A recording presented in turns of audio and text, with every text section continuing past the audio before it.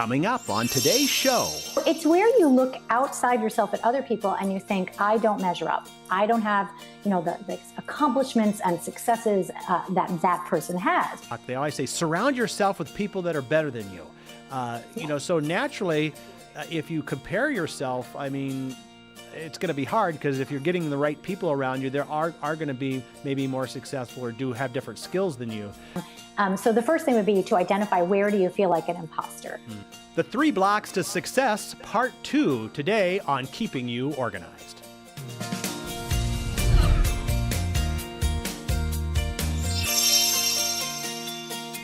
Well, hello and welcome back to Keeping You Organized. If you joined us last time, you'll know that we were talking with Lisa Montanaro about the 3 Blocks to Success, part of a speech she had that talked about Cinderella actually had 3 ugly stepsisters. We got into that last time, so I would encourage you to go back. But Lisa, welcome back to Keeping You Organized. Hi, John. Hello, everyone. Well, nice to be here. Yeah. So, last time, we're talking about these 3 blocks. So maybe before we get into number 2 this time, let's just do a quick overview of the 3 and then kind of recap just a little tiny bit about the number 1, which was the perfection trap. And okay. then we'll move in. So quick thumbnail sketch. Okay, good. So the 3 blocks to success from my standpoint are the perfection trap, the comparison trap, and the imposter syndrome. So I want our listeners to think about what it is that gets in the way of you being successful. And it is different for different folks. Some people have all 3 of these, and some people just have 1, maybe 2. But these cause fear and doubt and lack of confidence and a lot of second guessing. So think of them as, you're moving forward and you're on this path to being successful, whatever success means to you.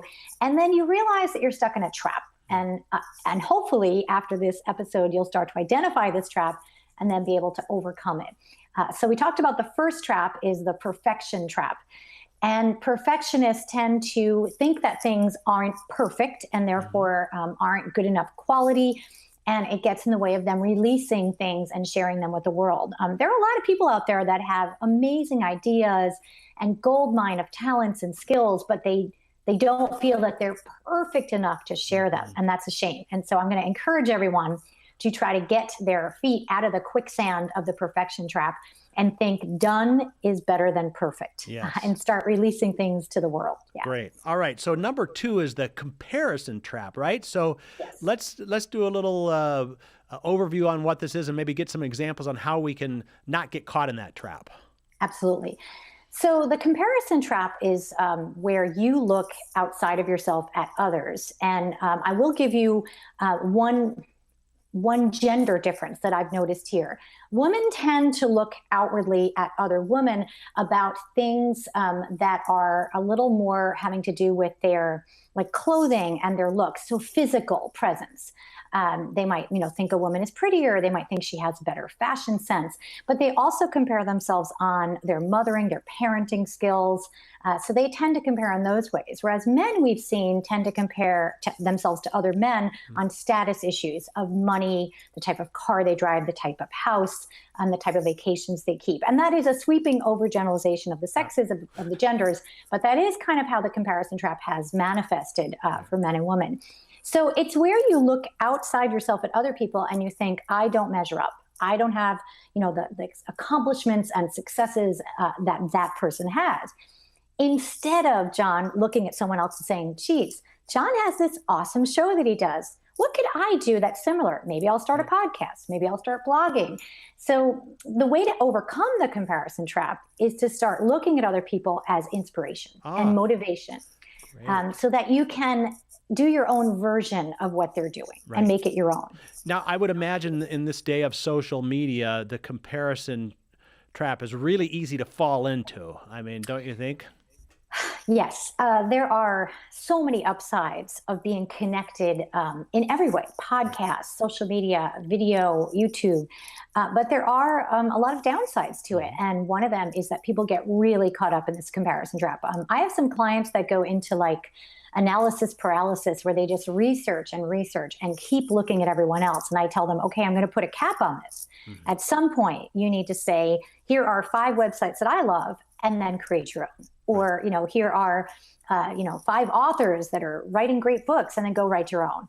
So we need to figure out how to look externally in a way that motivates and inspires us, but doesn't stop us dead in our tracks, Right. and doesn't make us think, I'll never measure up, therefore I won't do it.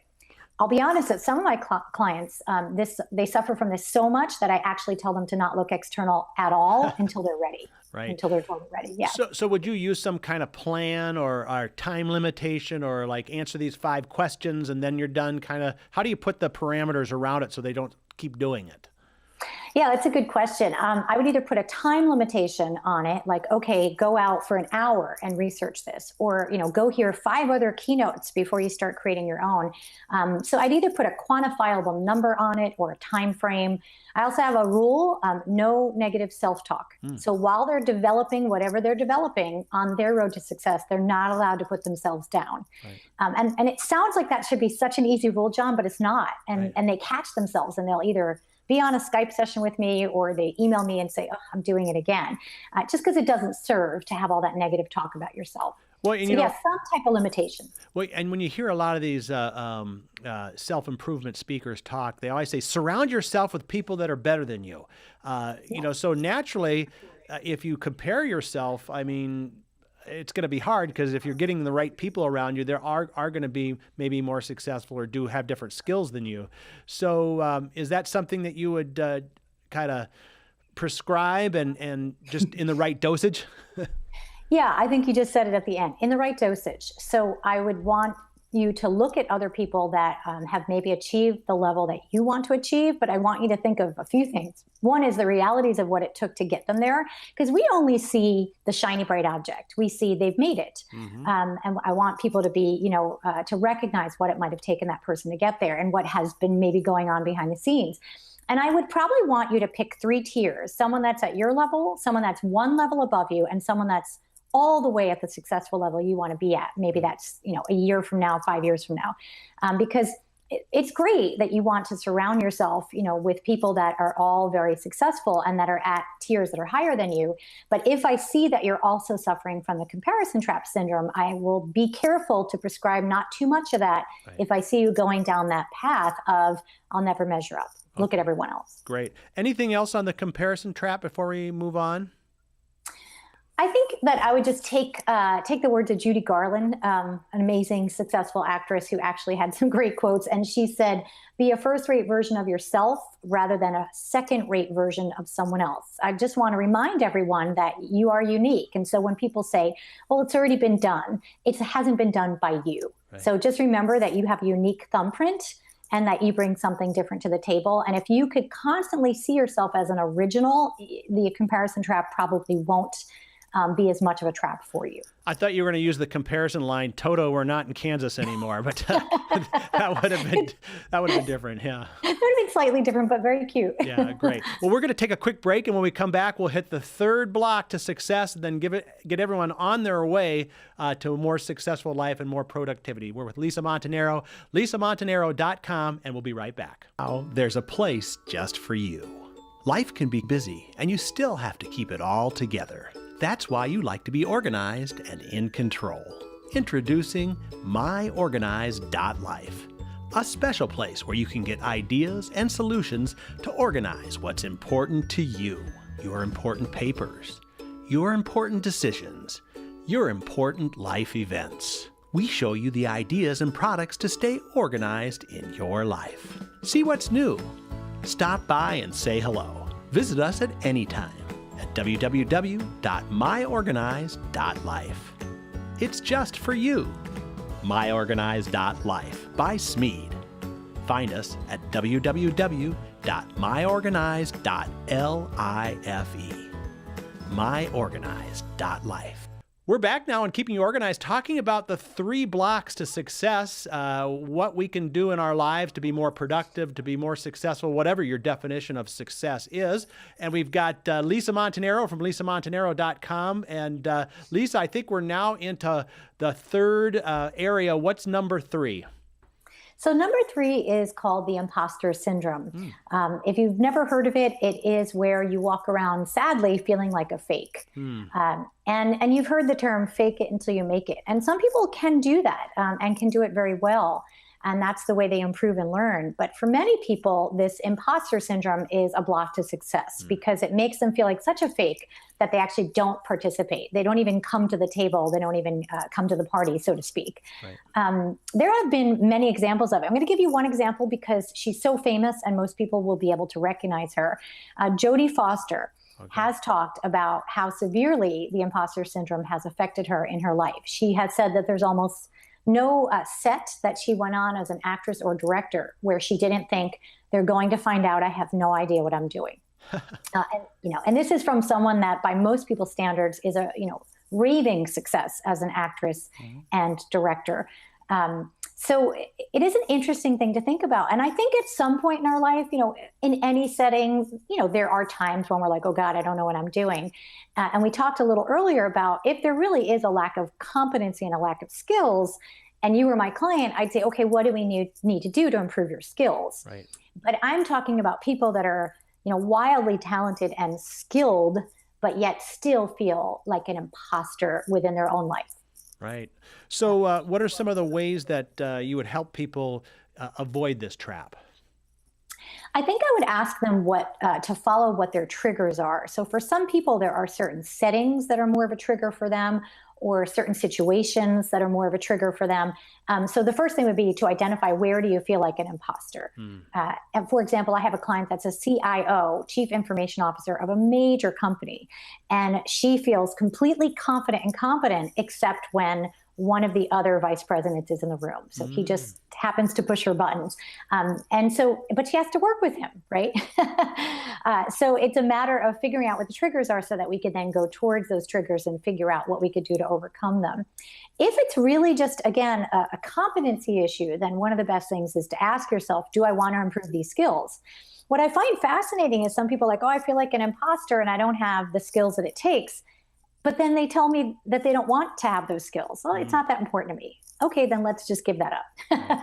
Let's not even go there, But if it's something that's a core part of your life, your job, your career, and you feel like a fake, the first thing that I will do is give you homework, which is to go get your skills up to par. Right. So that usually will help. Well, I think a lot of people probably don't want to look bad either, right? So some of it gets back into that self-esteem piece.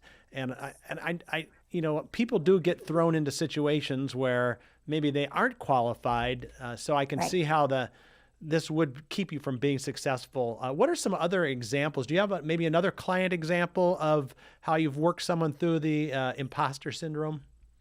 Yes. So another example is with speakers. Like I'll work with a lot of budding speakers and they will tell me that the fear of public speaking is real for them. And I will definitely assign them to take a speaking class or to work with a speaking coach like me so that they feel more comfortable. But I will send them to do exactly what they're most afraid of, which is to go speak in, in all these different settings, because that's going to be the way they're going to overcome the imposter syndrome, is realizing, hey, I could do this. I have another client that is a writer, and she's surrounding herself with all these very famous authors. And I said, you know what, that's wonderful.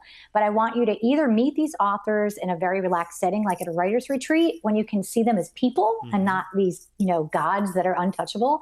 Or I want you to work with some other writers that are not quite as famous as them, but maybe just released their debut novel. So you need to figure out what it is that's affecting the imposter syndrome, and do you need to go towards the dark?